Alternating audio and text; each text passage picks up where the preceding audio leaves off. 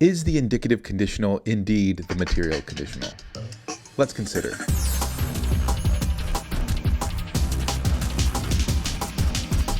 Hello, I'm Chico. Welcome to the Philosopher's Show Introduction to Propositional Logic course. In the last video, we distinguished between a subjunctive conditional and indicative conditional and showed that the subjunctive conditional cannot be the same thing as the material conditional. In this video, we're going to compare the indicative conditional to the material conditional and see if they're the same thing. So the indicative conditional, remember, is a conditional that we have in English. It's usually an if-then statement. So something like, if you eat a hamburger, then you eat a sandwich. By the way, I don't really have a position on that. I know people actually debate that, but yeah, so if you eat a hamburger, then you eat a sandwich. Or we can symbolize that as if A, then B. The material conditional, by contrast, is in our language of PL, not in our language of English.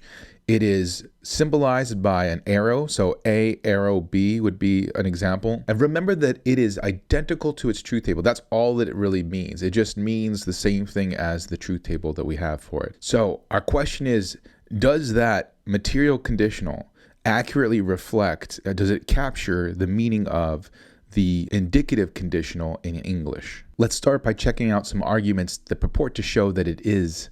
And the first one is that it's the only choice. The only choice for the indicative conditional is that it is the material conditional. So assume that if A then B, and that's what I'm going to use if A then B as the representation for all indicative conditionals, and I'll use A arrow B as the representative for all material conditionals. First, assume that the indicative conditional is a two-place truth functional connective. So if A then B, two-place truth functional connective. Let's check out its truth table. Check out first row 2. What happens when the antecedent is true and the consequent is false? The first one's true, the second one's false. Well, saying if A then B kind of means that if you have A, you have to have B, right? So if you have A and you don't have B, that's got to be false, right? So row 2, that's got to come out false. Rows 1 and 4 are going to come out true. And here's why. One of the instances that we can have, and remember this is truth functional connective we're talking about, so it should cover all its instances. It should always be, each row should always come out the same way, no matter which instance we're talking about. And one of the instances we could have is A and B both being the same thing. So what happens when A and B are both the same thing? For example, what happens if A and B are both, you're eating a hamburger? Well, then if you're eating a hamburger, then you're eating a hamburger, right? If A then B is going to come out true, whether or not A and B are both true or A and B are both false, right? Whether it's true that you are eating a hamburger or it's false that you're eating a hamburger, when both of them are true or both of them are false, that proposition is going to come out true. So row 1 and row 4 have got to be true. And the only one left over is row 3. Now, what would happen if we put a false in for row 3? Well, we would get a truth table that is identical to the biconditional truth table. And clearly, the indicative conditional is not a biconditional, right? That can't be right. So it's got to be a true instead of a false just to distinguish it from the biconditional.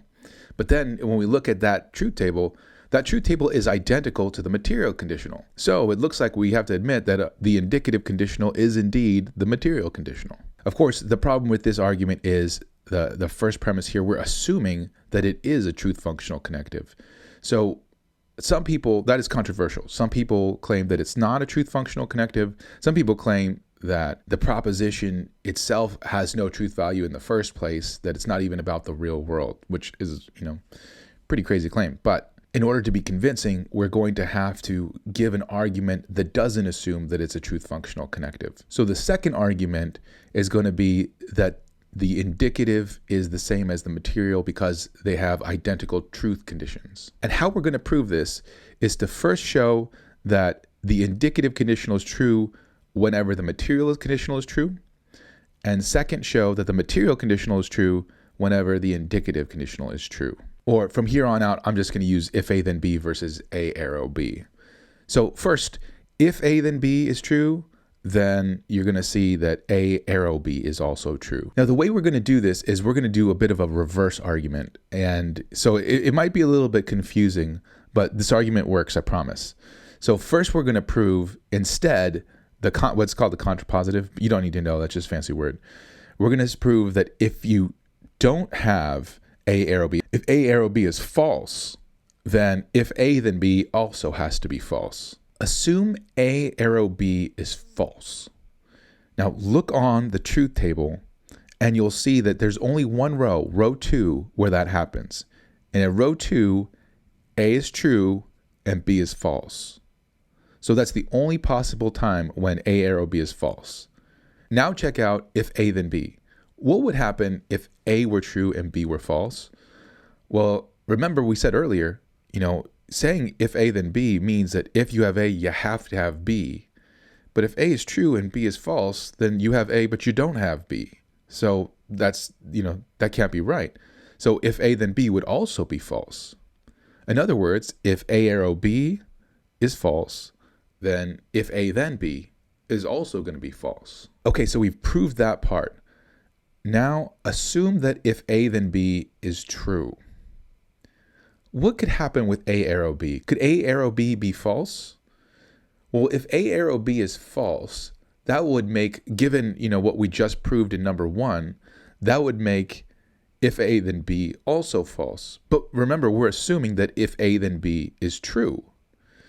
So if A then B is true, it can't be the case that A arrow B can be false.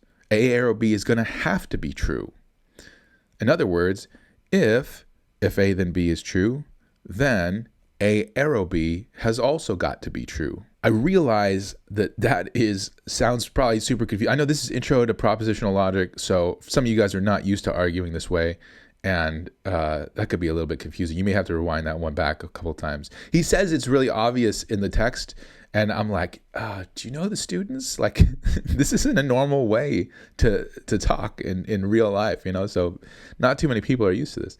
So yeah, you may have to rewind this a couple of times. That's totally fine. It took me a while to figure out how to, reason like this. But now let's check out the second part of this argument, which is that if the material conditional is true, then the indicative conditional is true. In other words, if A arrow B is true, then if A then B is also going to be true. And this one is a little more complicated to prove. We actually have 3 sort of sub-proofs for this part of the argument. And you'll see as we go along, the third one is kind of just sort of an intuitive way of putting the second one. So it's not super fancy. But the first 2 rely on logical equivalences. So argument 1 goes like this. When A arrow B is true, not A and not B is also true. Why is that the case? Because they both have the exact same truth tables, therefore they're logically equivalent. And you may want to pause the video to check out those truth tables and make sure that you agree that they're both the same. So again, A arrow B true, not A and not B also true. But premise 2, when not A and not B is true, it's the case that if A then B is also true. And how are we going to prove that? Assume that it's not the case that A and not B, assume that that is true. What does that mean? Well, that's true when either not A is true, right? In other words, A is false, or if B is true, in other words, not B is false. So either not A is going to be true or B is going to be true, one of those 2. Let's assume that A itself is true. So in other words, let's assume that it's not the case that not A, so not A or B. Let's assume the case that A is true, so not A is going to be false. If A is true, then what happens? Well, it's got to be the case that B is true, right? Because we just took out the not A possibility here. So if A is true, then B also has to be true, but just think about that. If A, then B. In other words, if A, then B has to also be true.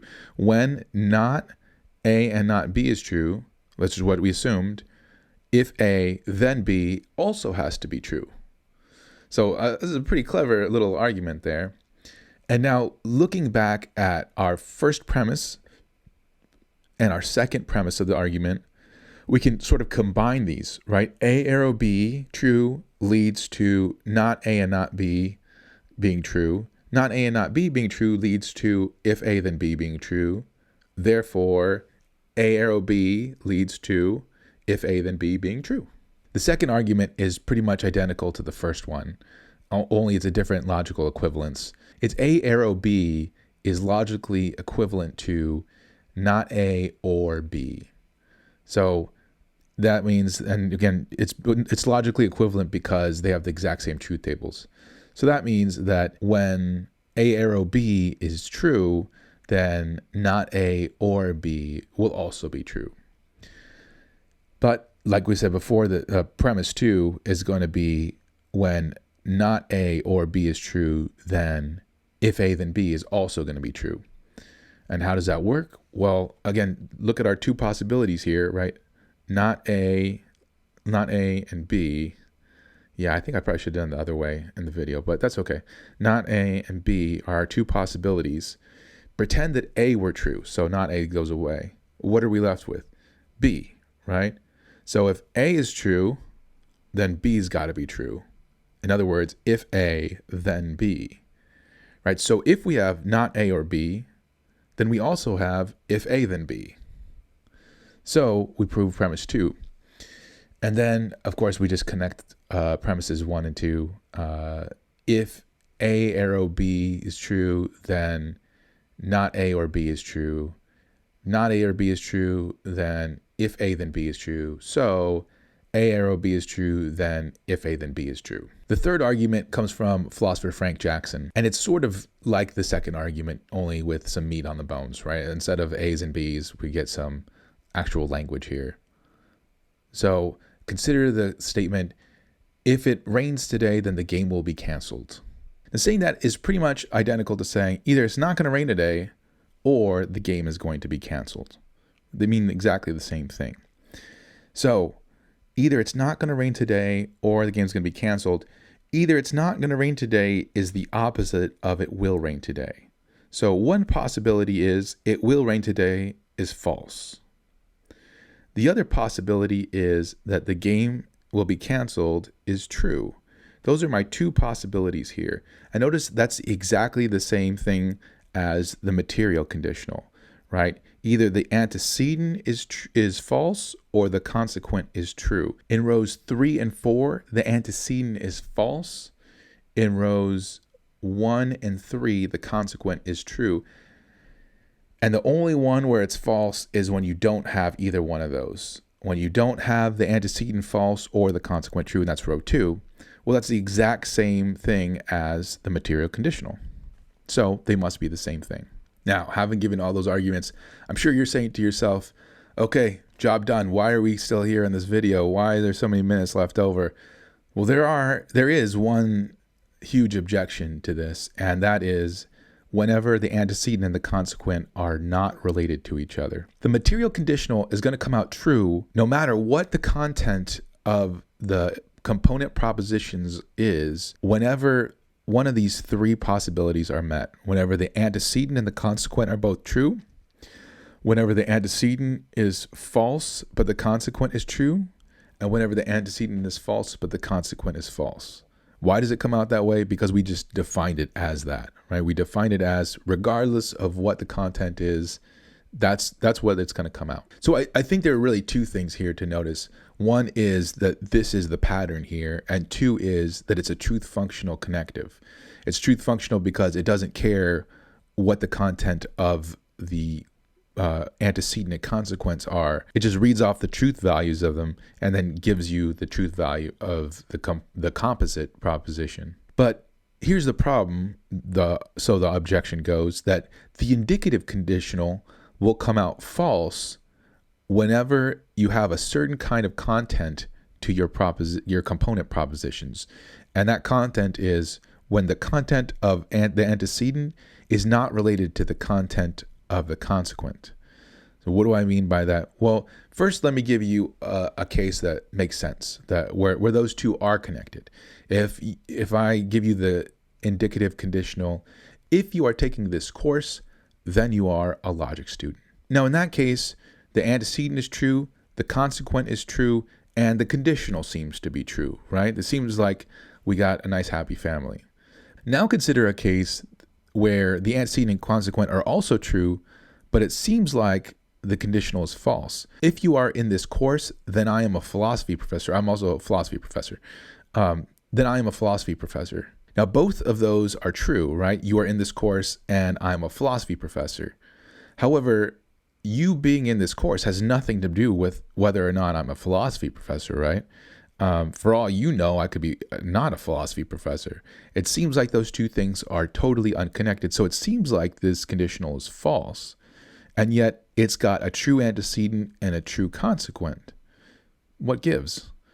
And also that happens in rows 3 and 4. So when the antecedent is false and the consequent is true, like in row 3, let me give you an example. If I am a hobbit, then you are a logic student. So we have a false antecedent and a true consequent. And if this were a material conditional, that would be a true conditional. And yet it seems like a false conditional, right? It doesn't seem like that's right. Or take the 4th row. If I am a hobbit, then you are a pterodactyl. You have two false things. You have false antecedent and a false consequent. I'm not a hobbit. You're not a pterodactyl, I don't think. So therefore, if this were a material conditional, this should be a true proposition, and yet it sure seems false, right? It seems like me being a hobbit and you being a pterodactyl, really that there's no connection there, right? So it seems like that's a false conditional. So the argument goes on, the indicative cannot be the material conditional. The two have different truth conditions, so they can't be the same thing. Also, this means that the indicative conditional cannot be truth functional, because once again, it matters what the content of the antecedent and consequent are, whereas the truth functional connective, it shouldn't matter. So this kind of like proves two things here. It proves that not only can it not be the material conditional, but it can't be any truth functional connective in the first place. So how are we to respond to this crazy objection? Well, we're going to respond to it in the way we've been responding to everything, using conversational implicature. What we're going to say is, it may sound wacky to say that a sentence like, if I am a hobbit, then you are a pterodactyl, is a true proposition. Sounds crazy, and on the face of it, it is. But it is a true proposition. It's just that because of the rules that govern our conversation, when we assert that, it implies something false.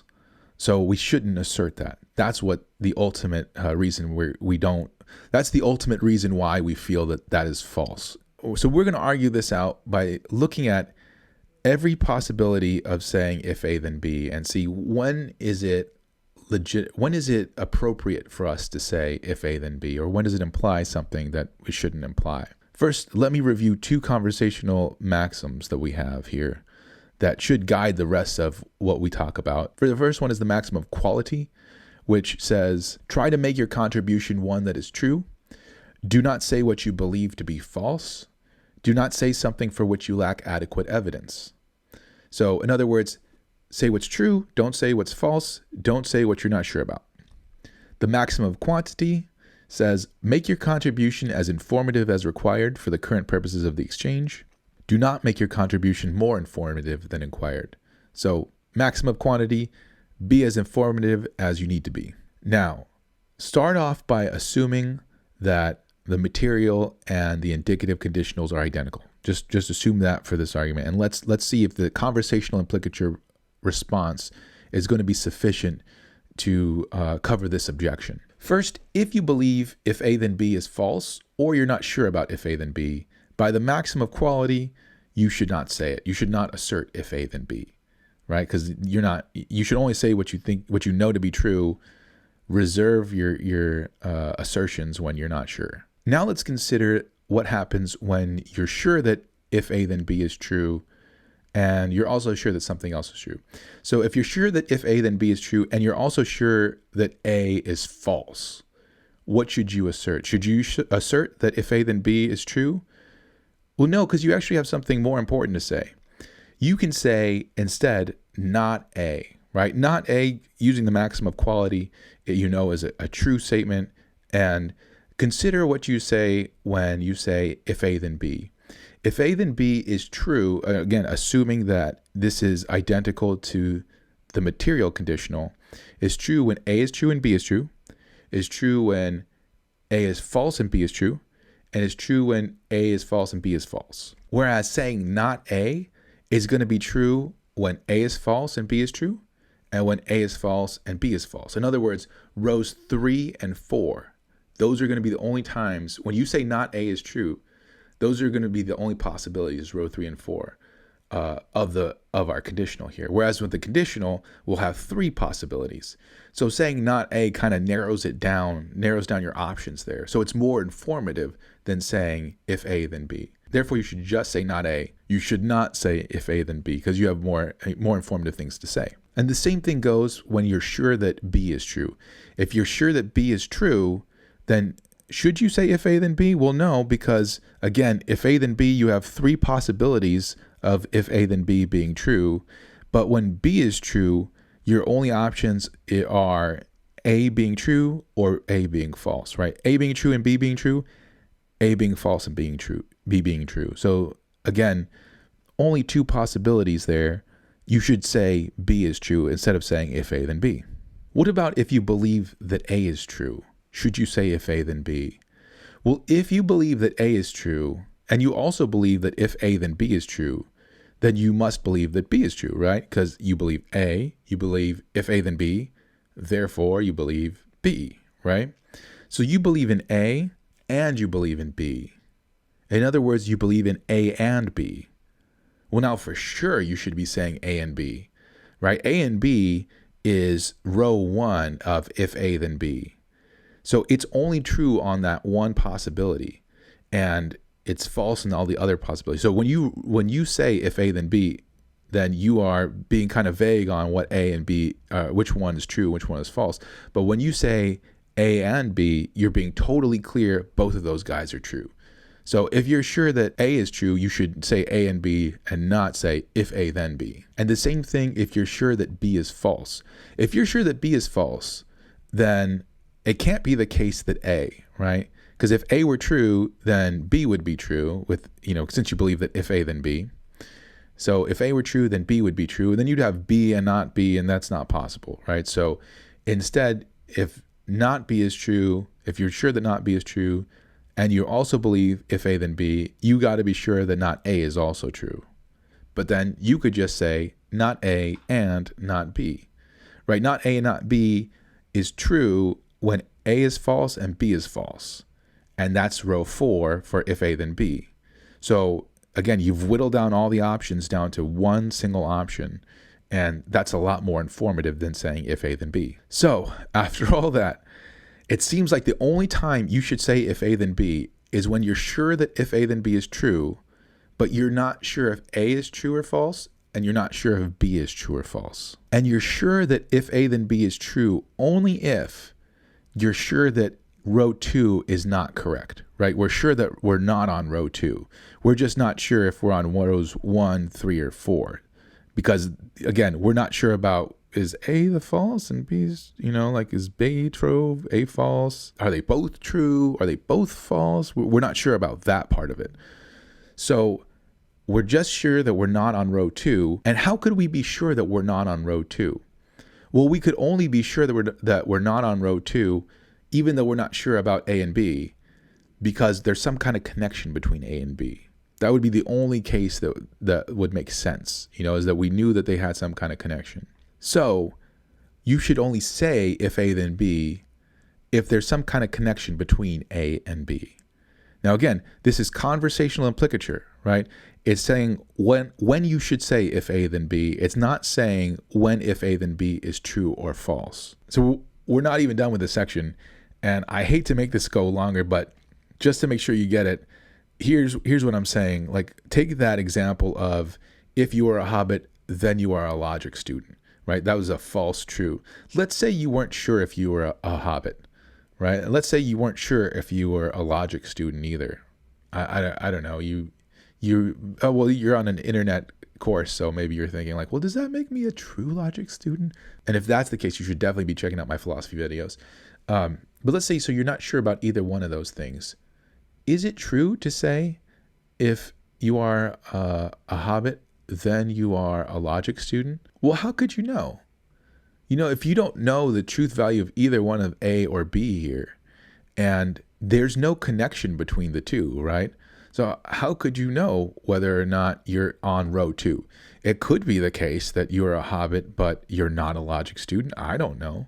So that statement right there, like, since there is no connection, you shouldn't say it, right? Because it would just be, even if it were true, it would be something that you don't have enough information to say. So by the maximum of quality, you should remain silent about it. So that was a lot. I know. And I'm still going. I don't know if you guys checked it out, but in footnote 20, our author goes off a little bit further and starts talking about Adam's thesis and probability and all kinds of fun things. And what he's doing is sort of adding to the story of how conversational implicature could work, or how assertability, rather, I should say, how assertability would answer the questions of why these bizarre conditionals are still true, even though they seem so false. So he starts by mentioning Adam's thesis. And Adam's thesis is the degree to which the conditional if A then B is assertable by a speaker S equals S's conditional subjective probability of B given A. What does that mean? Well, first of all, you should know conditional probability is the probability of one event occurring given the fact that another event occurred. And he gives the example, which is a very famous example, of a deck of cards. You're trying to get a king, and there are 4 kings in the deck. Your probability is 4 out of 52. There are 4 kings out of 52 cards, so you have a 4 out of 52 chance of selecting a king. Let's say you pick that first card, and yes, indeed, you got a king. You put that down, and now you're about to go for your next card. What's the probability that this one's going to be a king? Well, this one, now that you've already removed one of the kings from the deck, there's only 3 kings left there. And you removed a card from the deck, so instead of 52 cards, now there are 51 cards. So your new probability will be 3 out of 51 that the next card will be a king. So notice, taking that first king out affected the probability of the next king, right? Affected the next event. And in the text, he mentions how we write this PBA with a line down the middle between the B and the A. That means the probability of B given A, given the fact that A happened. And remember, we're talking about an if A, then B statement. So the probability of B given the fact that A happened. And by probability here, we don't mean the probability that it actually happened. We're talking about subjective probability. So subjective probability is degree of belief. How certain are you that B would happen given the fact that A happened? Are you totally certain? That's a probability of 1. Maybe being kind of sure is 0.85. Maybe being like 50-50 would be 0.5, right? And you being totally sure that it's not the case is 0.0. So what's great about this system is it gives us a way of talking about assertability. So if you have a high degree of confidence in the fact that B will happen given the fact that A happens, then you should assert it. And if you don't, then you should not assert it. And we get Adam's thesis, the author notes, Smith notes, if we combine 2 steps, the first being the assumption that if A then B is true, if and only if A is false or B is true. And second, a theory about the correctness of utterances. And he mentions David Lewis, fabulous philosopher, and Frank Jackson once again. David Lewis uses purely conversational implicature. Frank Jackson actually recommends conventional implicature. So conversational implicatures, remember, were these rules about conversation in general. Conventional implicature governs the use of just one specific word or phrase or something like that. So in this case, it's the if-then, right? He has a rule that he believes that just governs the assertability of if-then. And the rule is that if A then B should be asserted only if one's confidence in if A then B is robust with respect to A. In other words, if you found out that A were true, would you change your mind? If you did, if you found out A were true and then you're sitting there like, oh, well, that means B must also be true. I don't know, maybe I'm going to change. No, if you found out A were true, you'd be like, well, dang, B must be true too, I guess. Because you're so confident in that if A then B statement that finding out that A is true would not change your mind. then you should assert it. And the only time that you would have that level of confidence that A being true guarantees B being true is if you had actually a connection between the two, right? If you knew that A is connected in such a way to B that it guarantees the occurrence of B. So the conventional implicature basically spells out that you should not say if A then B unless the two are connected, which is what we were trying to say in the first place. So here's another explanation for why these wacky conditionals with antecedents and consequence that don't have anything to do with each other can be true even though they seem so false. It just uses conventional implicature rather than conversational implicature. That was a lot. I hope you guys got all the information there. If you have any questions, please hit me up at the comment section, and I'd love to answer any questions you have. If not, then go ahead and read 6.3.3 for the next video, and I will see you there. Adios.